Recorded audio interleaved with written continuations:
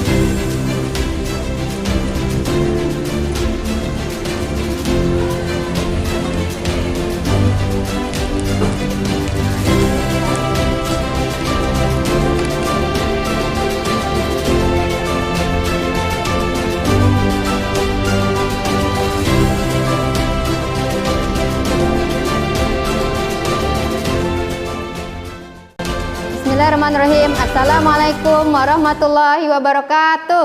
Waalaikumsalam warahmatullahi wabarakatuh. Bagaimana kabarnya hari ini? Baik, sudah semuanya sarapan ya? Nah, masih semangat untuk belajar? Masih ya, baik.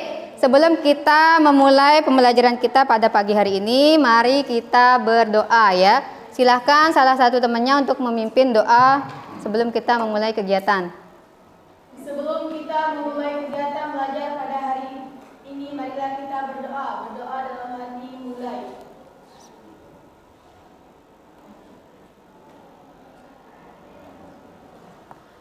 Berdoa selesai. Alhamdulillah. Semuanya sehat ya? Sudah siap untuk belajar ya? Baik.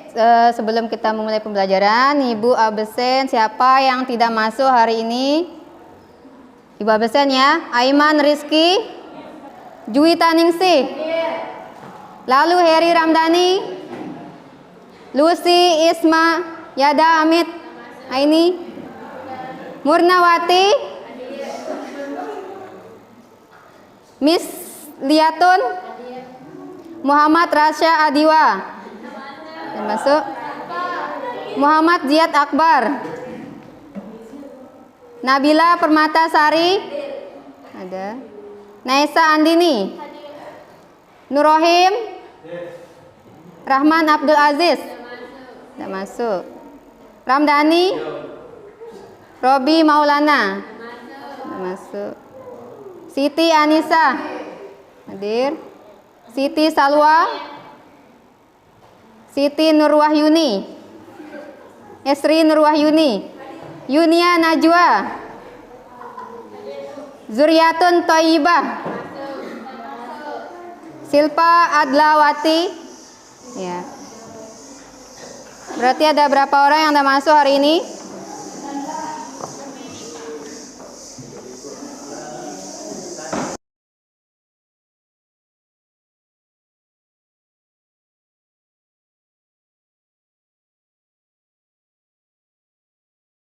Baik, perhatikan.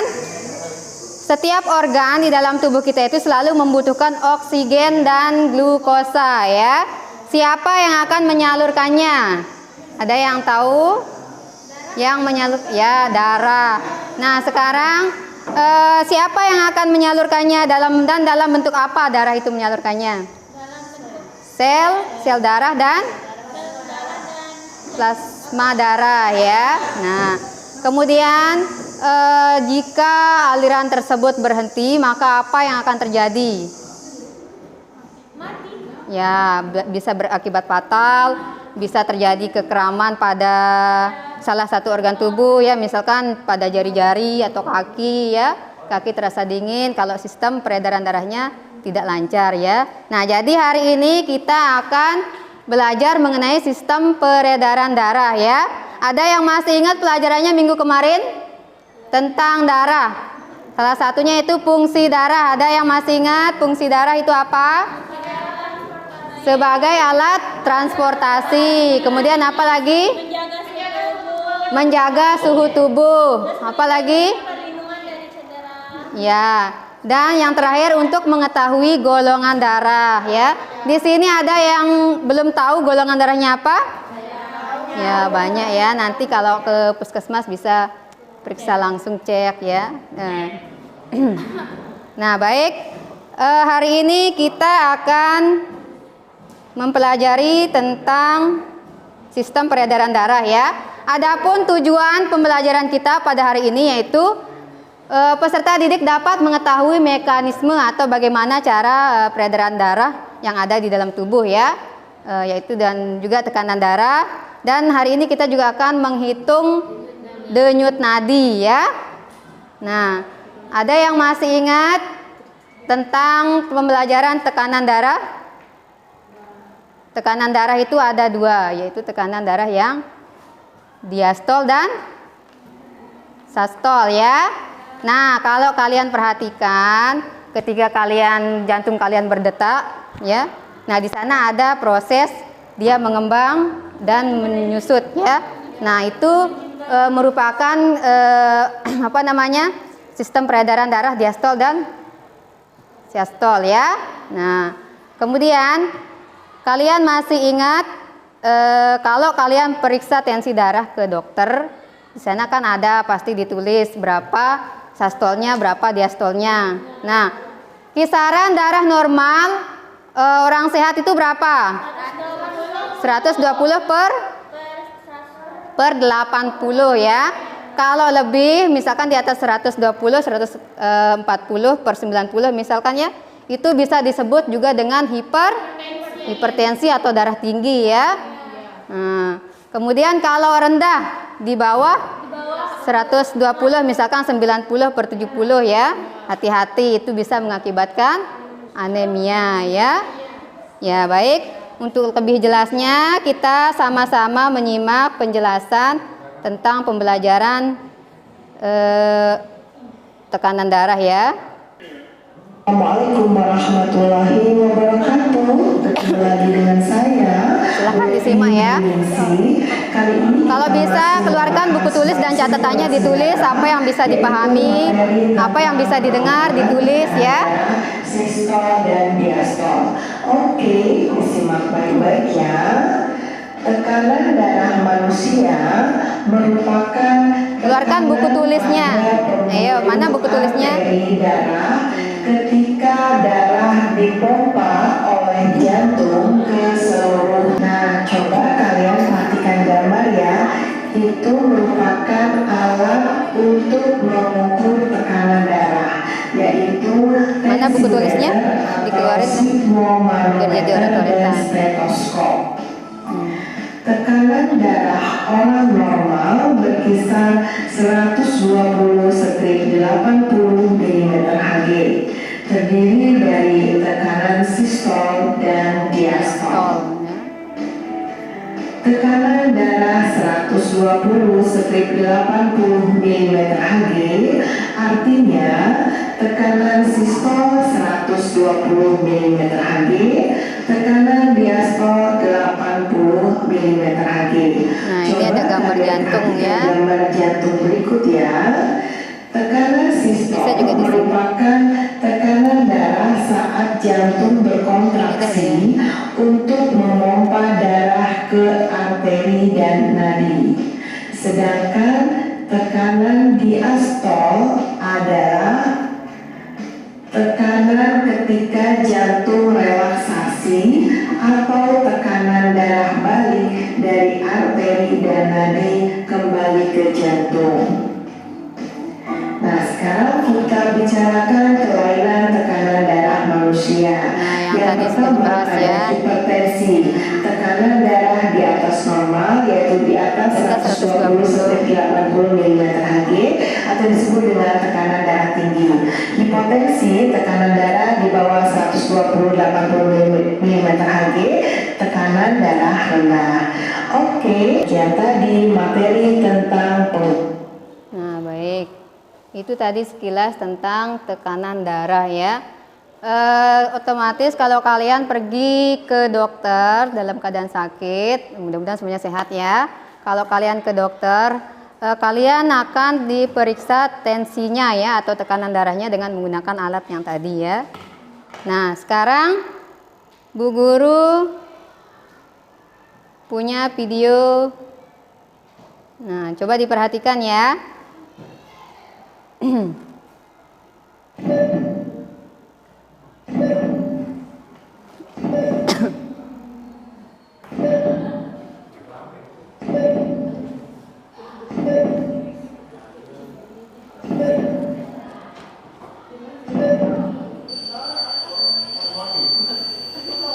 Ya. Nah, sekarang Bu Guru tanya, kira-kira ini suara detak jantung orang normal atau sakit? Sakit ya. Nah, jadi ini merupakan alat atau monitor yang digunakan di rumah sakit biasanya ditemukan ya. Nama alat tersebut EKG ya. Adapun alat yang digunakan untuk mendeteksi detak jantung yaitu apa? Ada yang tahu? Alat yang sederhana untuk memeriksa detak jantung. Apa namanya? Stetoskop ya. Nah, itu merupakan alat juga untuk mengukur detak jantung ya. Biasanya dokter menggunakan itu diperiksa denyut jantungnya atau denyut nadinya ya. Kemudian sekarang ada lagi cara yang lebih sederhana untuk mengetahui denyut nadi kita. Apa? Yaitu dengan tangan ya. Kalian perhatikan ibu jari kalian lurus, di sini ada urat nadi. Nah, di sana kalian perhatikan detak jantung kalian. Kalian bisa rasakan denyut nadi yang ada di tubuh kalian ya. Denyut nadi dan denyut jantung itu sama ya. Nah, sekarang di dalam perumusan masalah yang tadi, apa yang kira-kira kalian ketahui tentang denyut nadi? Nah, untuk lebih jelasnya di sini Bu Guru akan memberikan tugas kelompok ya.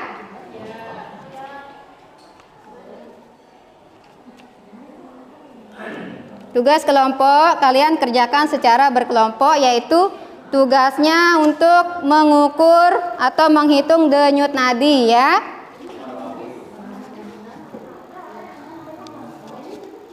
Nih.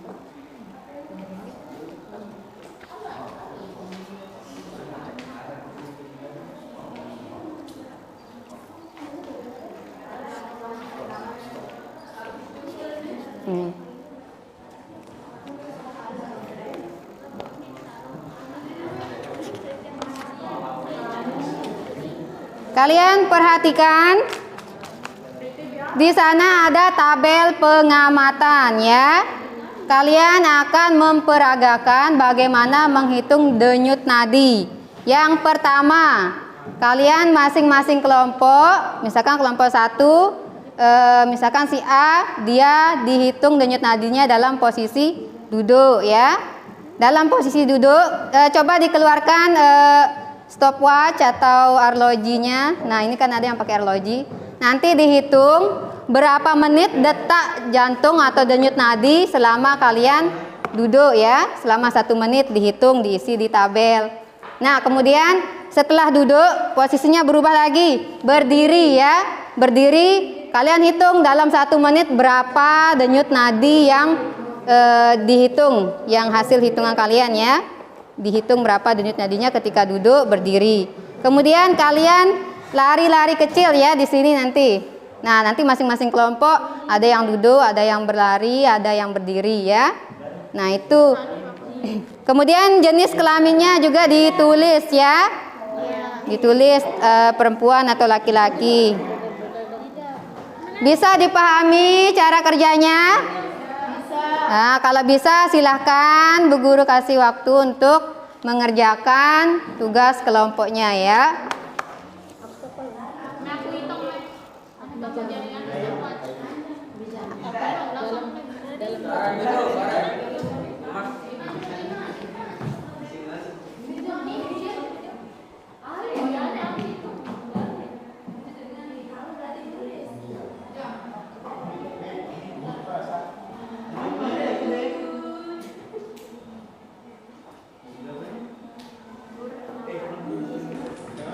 Udah. Ini mana yang dihitung denyut nadinya? Kalian perhatikan di sini ada jempol. Ikutin ada uratnya di sini ya. Agak ditekuk sedikit. Nah, ketika sudah terdengar detak denyut nadinya, nanti baru dinyalakan stopwatchnya. Dihitung dalam 1 menit itu berapa kali detak denyut nadi tersebut ya, sambil kalian hitung di dalam hati. Nah, itu dah. Nah, di tengah-tengah dia. Sudah bisa dirasakan. Nah, siapa yang nulis? Oh, masih tulis nama kelompoknya ya. Mana Ida? Mana yang itu hitam?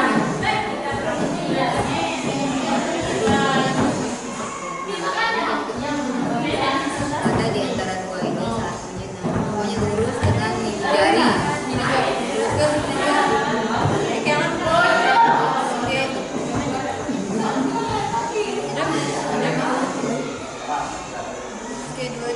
Itu ada ruangan. Dan saudara itu kan dia agak ditekan. Itu yang dari mana?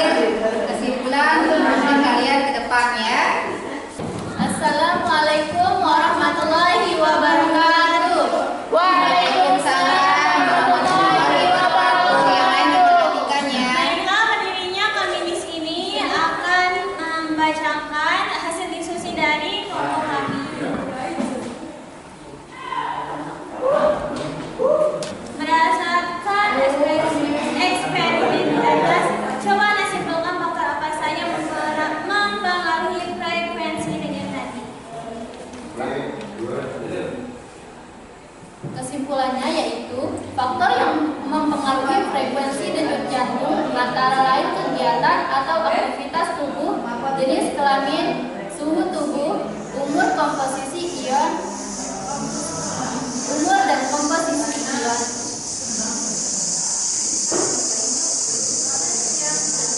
Sekian dari kelompok kami. Ada yang ingin bertanya? Silakan yang mau bertanya. Saya Emiliawati. Saya ingin bertanya, selain melakukan aktivitas fisik seperti olahraga, berlari, dan lain sebagainya, apakah ada faktor lain seperti berat badan juga itu mempengaruhi denyut nadi kita? Coba bisa dijelaskan? Baiklah, terima kasih atas pertanyaan dari saudari Emiliawati. Kami akan menjawab pertanyaannya. Pertanyaannya itu apakah berat badan atau yang lain bisa mempengaruhi faktor denyut nadi? Jawabannya iya, karena denyut nadi orang normal itu mempengaruhi berat badan juga mempengaruhi denyut nadi. Sudah ada lagi yang mau ditanyakan? Kalau tidak ada, silahkan kelompok yang lain maju. Kita kasih aplaus untuk kelompok 2 ya.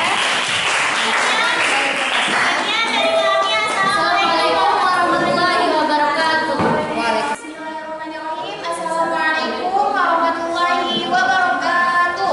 Waalaikumsalam warahmatullahi wabarakatuh. Perkenalkan, kami dari kelompok 1 dan saya atas nama Emiliawati, di sebelah saya Justin Avanita. Baiklah, berdirinya kami di sini akan membacakan hasil diskusi kami mengenai denyut nadi. Yang pertama, isi pertanyaannya akan dibacakan oleh Justin Avanita. Silakan. Mengapa terjadi perbedaan frekuensi denyut nadi? Yang lain diperhatikan ya. Padahal dengan setelah tadi. Mengapa terjadi perbedaan frekuensi denyut nadi pada saat kita melakukan aktivitas? Yaitu disebabkan pada saat kita melakukan aktivitas fisik seperti olahraga, lari, dan lain sebagainya, tubuh kita itu akan membutuhkan lebih banyak oksigen dan juga organ-organ yang di dalam tubuh kita akan bergerak lebih banyak lagi, sehingga frekuensi denyut nadi kita akan lebih besar. Berdasarkan eksperimen di atas, coba Anda simpulkan faktor apa saja yang mempengaruhi frekuensi denyut nadi. Ya, faktor yang mempengaruhi frekuensi denyut nadi salah satunya yaitu adalah dengan kita melakukan aktivitas fisik seperti yang sudah kita contohkan tadi, seperti berlari, berdiri juga bisa, terus istirahat saat lari-lari. Selain itu juga berat badan juga mempengaruhi, karena bila berat badan kita naik, otomatis denyut nadi kita akan semakin besar. Begitu juga sebaliknya, bila berat badan kita tidak naik atau stabil atau tidak terlalu tinggi, denyut nadi kita juga akan rendah. Selain itu, faktor yang mempengaruhi juga yaitu adalah aktivitas fisik kita, posisi tubuh kita juga mempengaruhi, seperti pada saat kita berdiri, duduk, dan lain sebagainya, itu juga mempengaruhi. Jadi dapat kita simpulkan bahwa denyut nadi setiap orang itu berbeda tergantung aktivitas yang kita lakukan. Baik, sampai di sini ada yang mau ditanyakan, silakan. Ada bertanya? Saya ingin bertanya. Silakan. Perkenalkan, saya Himatun Bang Lydia Ihsan dari kelompok 2. Pertanyaan saya, kenapa usia bisa mempengaruhi perbedaan denyut nadi? Silakan untuk kelompok 1 menanggapi pertanyaan dari temannya. Mengapa perbedaan usia bisa mempengaruhi faktor denyut nadi? Bisa berbeda-beda. Baiklah, saya akan menjawab pertanyaan dari kelompok 2.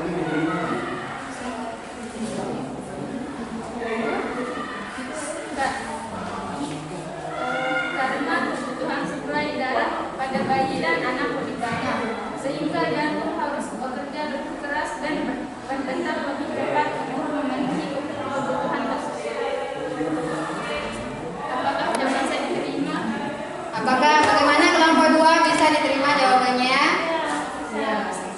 Baik, jadi itu ya jawabannya, karena bayi itu kebutuhan suplai lebih tinggi ketimbang dengan orang yang dewasa ya. Jadi perbedaan usia itu juga mempengaruhi ya. Baik, terima kasih untuk kelompok 1. Kita kasih aplaus untuk kelompok 1. Kembali ke tempat duduknya. Tadi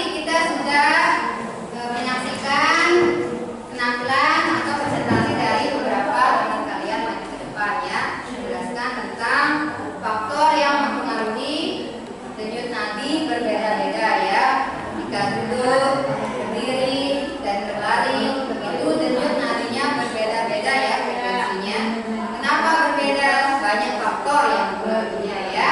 Nah, ada pun faktor yang mempengaruhi denyut nadi. Yang pertama yaitu ada usia ya.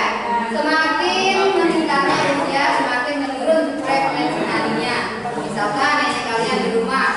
Nah, kalau kalian bandingkan, kalian hitung denyut nadinya pasti akan berbeda dengan kalian yang remaja ya. Jadi usia juga mempengaruhi frekuensi denyut nadi ya. Kemudian selain usia ada jenis kelamin.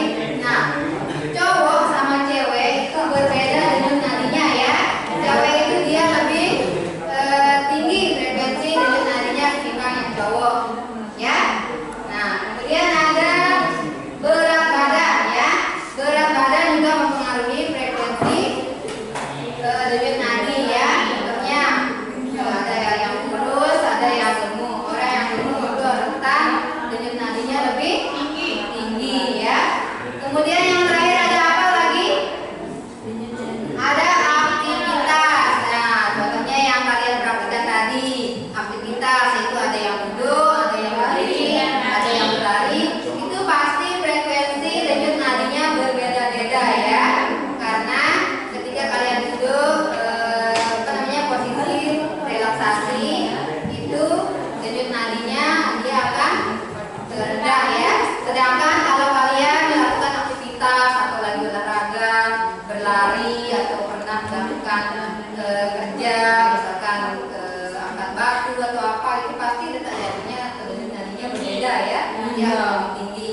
Nah, apalagi kalau usia remaja seperti kalian kalau lagi tercinta ya, berbeda detak jantungnya itu. Ya. Baik, untuk lebih jelasnya tentang tekanan darah di sini guru ada video ya tentang. Hai, Assalamualaikum warahmatullahi wabarakatuh. Ketemu lagi dengan saya, Weti Genisi.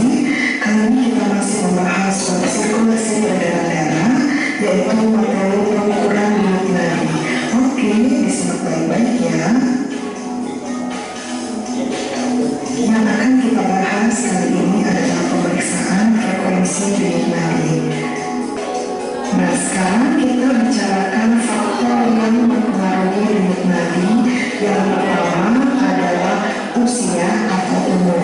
Semakin meningkat usia, maka semakin menurun frekuensi denyut nadi. Faktor yang kedua adalah jenis kelamin. Frekuensi denyut nadi pada laki-laki lebih kecil dibandingkan pada frekuensi denyut nadi pada wanita.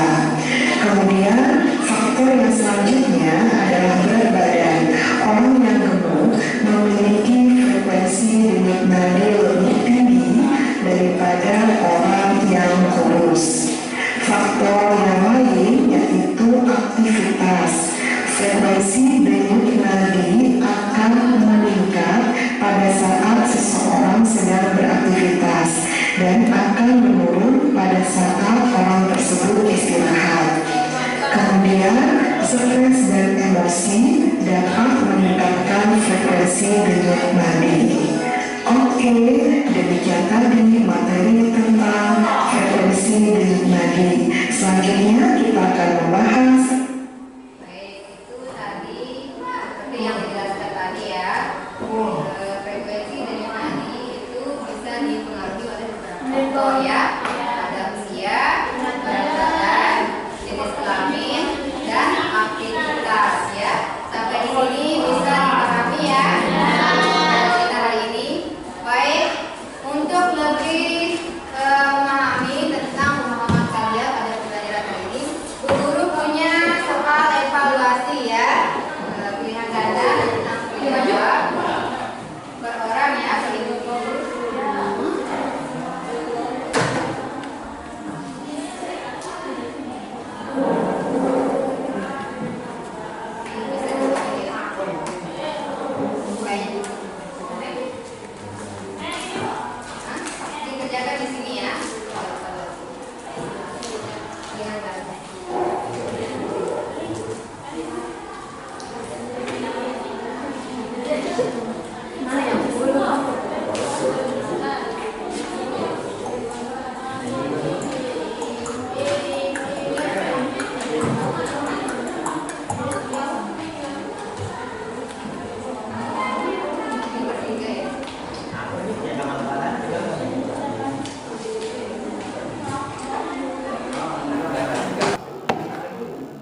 Baik, sudah semuanya? Ya, kalau sudah, untuk pembelajaran kita minggu depan, kita akan lanjut belajar tentang sistem pencernaan ya. Baik, untuk pembelajaran kita hari ini, bagaimana tanggapan kalian? Ya? Dapat pengalaman baru. Nah, apa lagi? Dapat pengalaman baru, kata temannya apa lagi? Dapat ilmu yang bermanfaat. Nah, dapat ilmu yang bermanfaat. Selain itu apa lagi? Menyenangkan. Kita tahu juga cara mengukur. Bisa tahu cara mengukur denyut nadi ya.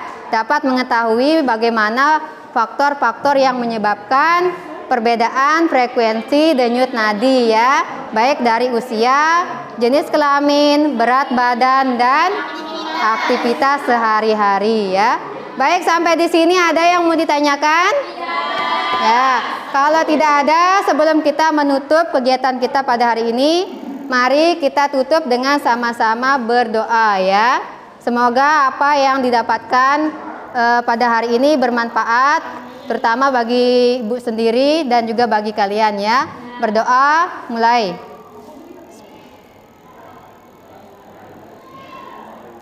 Selesai. Terima kasih. Wabillahi taufiq wal hidayah. Wassalamualaikum warahmatullahi wabarakatuh.